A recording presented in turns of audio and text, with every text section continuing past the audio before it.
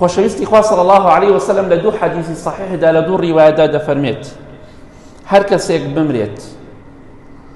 سێ دراوسەی نزیکی خۆی یا چوار دراوسەی نزیکی خۆی شایەتی بۆ بدەن بڵێن وەڵڵاهی فڵان کەس دراوسێمان بوو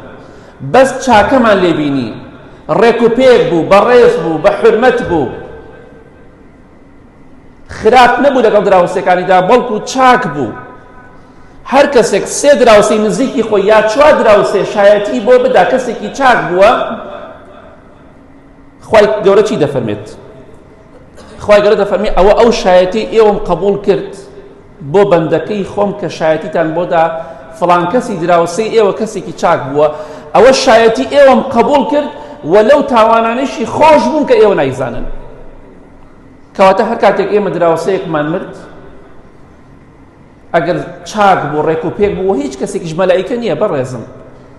لەوانەیە دراوسەکەت لە شتێکە ئیزعاجی کردبێتی تۆش لە شتێکە دراوسەکەت ئیزعاج کردبێت بەڵام بەعام مادەم کەسێکی باشە بە گشتی کەسێکی چاک و ڕێک و پێکە